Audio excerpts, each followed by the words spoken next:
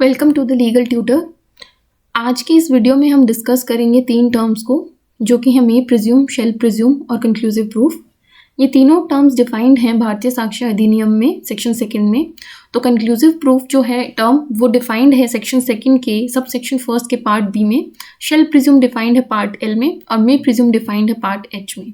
इन तीनों टर्म्स को हम साथ में इसलिए पढ़ रहे हैं क्योंकि ये तीनों टर्म्स एक कॉमन टॉपिक से रिलेटेड है, जो कि है प्रिजम्पशन। प्रिजम्पशन को समझ के ही हम इन तीनों टर्म्स को साथ में समझ सकते हैं, इसलिए हमें इन्हें अलग से समझा है। पहले इंडियन एविडेंस एक्ट में इन्हें एक अलग चैप्टर में रखा गया था, लेकिन अब इंडियन एविडेंस एक्ट में सारी डेफिनेशंस के लिए एक अलग से सेक्शन रखा गया है, सेक्शन 2, इसलिए इन्हें वहीं पे प्रोवाइड किया गया है। तो प्रिजम्पशन जो टर्म है वो उसका खुद का कोई डेफिनेशन प्रोवाइडेड नहीं है भारतीय साक्ष्य अधिनियम में, लेकिन इसका जो बेसिक मतलब है वो है टू बिलीव और टू सपोज। कुछ सर्कमस्टेंसेस ऐसे होते हैं जहाँ पे कोर्ट बिना एविडेंस लिए ही कुछ चीज़ों को सपोज कर सकती है या कुछ चीज़ों को बिलीव कर सकती है। उनमें से कुछ सर्कमस्टेंसेस में से एक है प्रिजम्पशन। उसके अलावा जो सर्कमस्टेंसेस ऐसे हो सकते हैं वो सेक्शन 51 और 58 में प्रोवाइडेड हैं, जहाँ पे जुडिशियल नोटिस या एडमिशन ऑफ फैक्ट्स की बात कही गई है। लेकिन प्रिजम्पशन जो है वो एक ऐसा सिनेरियो है जहाँ पे कोर्ट बिना एविडेंस लिए ही पार्टी से किसी भी फैक्ट को बिलीव कर सकती है। अब बिलीव करने का मतलब ये नहीं है कि वो प्रूव हो गया है या उसके बेसिस पे जजमेंट डिसाइड हो जाता है। प्रिजम्पशन का मतलब प्रूफ से अलग है, एविडेंस से अलग है। प्रिजम्पशन खुद में कोई पीस ऑफ एविडेंस नहीं है, ये सिर्फ एक रूल ऑफ लॉ है। Presumption can be called rule of law, it is not a piece of evidence. तो प्रिजम्पशन जो है वो 3 तरह का हो सकता है। हालांकि इंडिया में जो बीएसए में प्रोवाइडेड है प्रोविजंस जिसे रिकग्नाइज करते हैं वो 2 ही टाइप्स हैं, लेकिन हम तीनों टाइप्स को पहले एक बार देख लेते हैं। तो जो फर्स्ट टाइप ऑफ प्रिजम्पशन है वो है प्रिजम्पशन ऑफ फैक्ट। जो सेकंड टाइप ऑफ प्रिजम्पशन है वो है प्रिजम्पशन ऑफ लॉ, और जो थर्ड टाइप ऑफ प्रिजम्पशन है वो है mixed presumption of fact and law. तो इंडिया में जो है ये थर्ड टाइप ऑफ प्रिजम्पशन को रिकग्निशन नहीं मिला है। बीएसए जो है वो सिर्फ इन 2 टाइप्स को रिकग्नाइज करता है, presumption of fact and presumption of law. तो प्रिजम्पशन ऑफ फैक्ट नेसेसरीली जो है वो रिबर्टेबल नेचर का होता है। रिबर्टेबल का मतलब है कि इसे डिसप्रूव किया जा सकता है, यानी कि ऐसा प्रिज्यूम करने के बावजूद भी पार्टी अपना एविडेंस देकर प्रिजम्पशन को रिबट कर सकती है, यानी कि उसे डिसप्रूव कर सकती है। लेकिन जो प्रिजम्पशन ऑफ लॉ है वो रिबर्टेबल और इरिबर्टेबल दोनों तरह का हो सकता है। तो जो प्रिजम्पशन ऑफ फैक्ट है वो तो हर केस में नेसेसरीली रिबर्टेबल ही है, लेकिन प्रिजम्पशन ऑफ लॉ रिबर्टेबल भी हो सकता है लेकिन इरिबर्टेबल भी हो सकता है। सेक्शन 2 जो है बीएसए का वो इन तीनों ही टाइप्स की प्रिजम्पशंस को रिकग्नाइज करता है। तो जो रिबर्टेबल प्रिजम्पशन ऑफ फैक्ट है वो है मे प्रिज्यूम। जो टर्म सेक्शन 2 में डिफाइंड है मे प्रिज्यूम वो एक रिबर्टेबल प्रिजम्पशन ऑफ फैक्ट है। जो इरिबर्टेबल प्रिजम्पशन ऑफ लॉ है वो है कंक्लूसिव प्रूफ, जो कि सेक्शन 2 में ही प्रोवाइडेड है। और उसके अलावा जो रिबर्टेबल प्रिजम्पशन ऑफ लॉ है वो है शेल प्रिज्यूम। जो कुछ प्रोविजंस हैं जहाँ पे ये टर्मिनोलॉजी यूज़ की गई है कि शेल प्रिज्यूम या मे प्रिज्यूम या कंक्लूसिव प्रूफ, वहाँ पे नेसेसरीली वो इसी नेचर की प्रिजम्पशन है जो अभी हमने क्लासिफाई किया कि अगर शेल प्रिज्यूम जो टर्मिनोलॉजी है वो यूज़ की गई है तो वो एक रिबर्टेबल प्रिजम्पशन ऑफ लॉ है। अगर कंक्लूसिव प्रूफ जो टर्म्स है वो यूज़ की गई हैं तो वो एक इरिबर्टेबल प्रिजम्पशन ऑफ लॉ है। और अगर मे प्रिज्यूम जो टर्म है वो यूज़ किया गया है तो वो एक रिबर्टेबल प्रिजम्पशन ऑफ फैक्ट है। इसका मतलब अब हम समझते हैं कि मे प्रिज्यूम से हमारा क्या मतलब है। मे प्रिज्यूम जैसे कि अभी हमने देखा कि सेक्शन 2 में सब सेक्शन 1 पार्ट एच में गिवन है। तो मे प्रिज्यूम जैसे कि ये टर्म डिनोट ही करता है मे, यानी कि डिस्क्रिशन है। ये कोई बाइंडिंग इफेक्ट नहीं है इसका, ये कोर्ट का डिस्क्रिशन है। कोर्ट चाहे तो ये प्रिजम्पशन रेज कर सकती है सर्कमस्टेंसेस में, अगर नहीं चाहे तो कोर्ट पार्टी को जो है वो कह सकती है कि वो अपना प्रूफ लाए, अपना एविडेंस लेकर आए। तो ये कोर्ट के ऊपर डिस्क्रिशन है, ये बिल्कुल भी बाइंडिंग नहीं है। कोई भी पार्टी इसको एज राइट क्लेम नहीं कर सकती है कि प्रोविजन में अगर मे प्रिज्यूम लिखा गया है तो उसे प्रिज्यूम किया ही जाए। कोर्ट अगर चाहे, कोर्ट को अगर नेसेसरी लगे तो वो कोई इन्फ्रेंस ड्रॉ कर सकती है, अगर नहीं तो कोर्ट पार्टी को अपना प्रूफ प्रेजेंट करने के लिए या अपना एविडेंस प्रेजेंट करने के लिए बोल सकती है।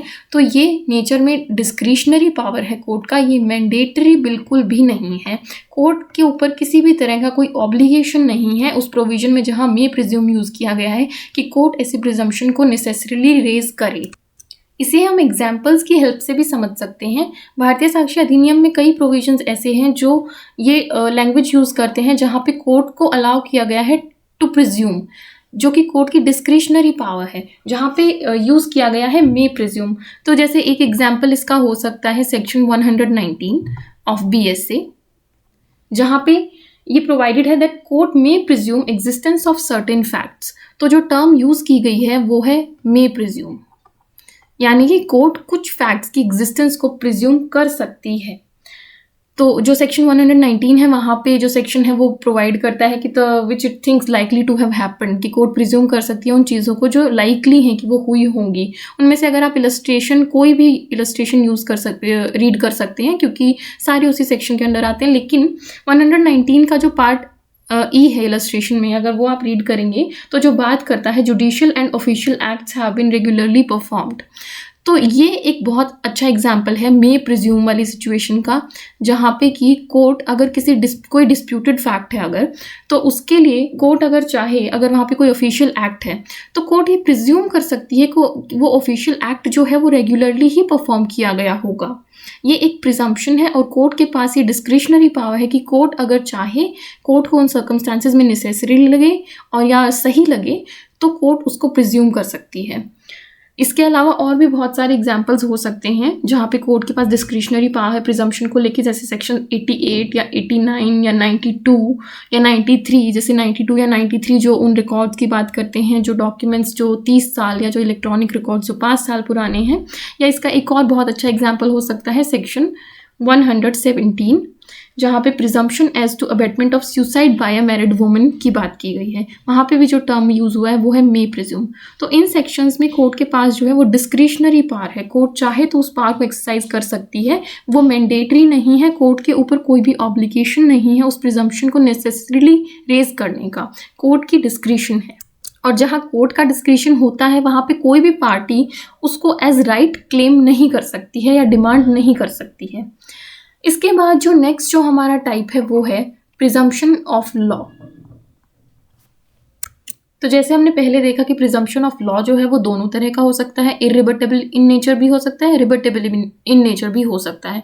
रिबटेबल का मतलब वो है जहाँ पे प्रिज्यूम करने के बावजूद भी पार्टी के पास ये राइट रहता है कि वो अपना एविडेंस देकर उस प्रिजम्पशन को रिबट कर सकता है, यानी कि जो प्रिज्यूम किया गया फैक्ट है उसे डिसप्रूव कर सकता है। इरिबटेबल वो कंडीशन है जहाँ पे कि एक बार प्रिज्यूम कर लिया गया तो उसके बाद उसे रिबट करने के लिए या उसे डिसप्रूव करने के लिए कोई एविडेंस अलाउड ही नहीं है, यानी कि कोर्ट पार्टी को अलाउ ही नहीं करता कि एक बार जो प्रिजम्पशन रेज हो गया है उसे रिबट किया जाए। ये इरिबटेबल नेचर ऑफ प्रिजम्पशन है। तो जो रिबटेबल नेचर है उसके लिए जो टर्म यूज़ होती है वो है शेल प्रिज्यूम। तो शेल से ये क्लियरली पता चल जाता है कि ये मैंडेटरी इन नेचर है, यानी इसमें कोई मे बी या मे नॉट बी या प्रोबेबिलिटी वाला नेचर नहीं है। ये शेल यानी कि मैंडेटरी है कोर्ट के लिए, कोर्ट के लिए इसमें कोई डिस्क्रिशन नहीं है। ये कोर्ट के ऊपर एक ऑब्लिगेशन है कि जहाँ जिस प्रोविजन में इस तरह से प्रोवाइडेड है कि कोर्ट शेल प्रिज्यूम सच फैक्ट, तो कोर्ट को वो प्रिज्यूम करना ही पड़ेगा, यानी कि प्रिजम्पशन जो है वो मैंडेटरी है। कोर्ट इसमें अपना डिस्क्रिशन यूज़ नहीं कर सकता। कोर्ट को लगे कि ये मैं प्रिज्यूम नहीं करना चाहती तो भी कोर्ट उसे डिनाई नहीं कर सकता। ये प्रिजम्पशन कोर्ट को रेज करना ही पड़ेगा, जहाँ पे जो प्रोविज़न है वो ये टर्मिनोलॉजी को यूज़ करता है। तो एक इसका एग्जाम्पल देख सकते हैं, जैसे सेक्शन 118 ऑफ भारतीय साक्ष्य अधिनियम, जो कि बात करता है presumption as to dowry death के बारे में।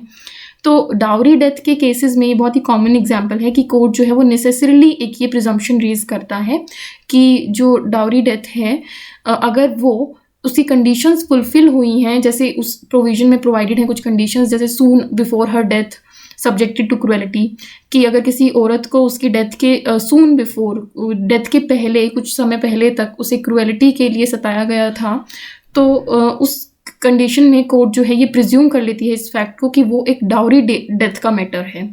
तो ये किसका एग्जाम्पल है, उसके अलावा और कुछ एग्जाम्पल्स हो सकते हैं जो आप देख सकते हैं सेक्शन 78, 79 या सेक्शन 84 या सेक्शन 91 या 120 जो कि कंसेंट से रिलेटेड है। ये सारे जो हैं ये मैंडेटरी प्रिजम्पशन है जो कि कोर्ट को रेज करना ही पड़ता है, कोर्ट को यानी कि इन फैक्ट्स को प्रिज्यूम करना ही पड़ता है। लेकिन यहाँ पे जो अलग है, जो चीज़ जो डिफरेंट है वो है कि कोर्ट इसे प्रिज्यूम कर लेगी, लेकिन पार्टी के पास ये राइट है कि अपना एविडेंस देकर या अपना प्रूफ देकर इसे रिबट किया जा सकता है, क्योंकि ये रिबटेबल इन नेचर है। शैल प्रिज्यूम से जो प्रिजम्पशन रेज होती है वो रिबटेबल होती है, यानी कि उसके अगेंस्ट एविडेंस दिया जा सकता है और उसे डिसप्रूव किया जा सकता है, उसे रिबट किया जा सकता है।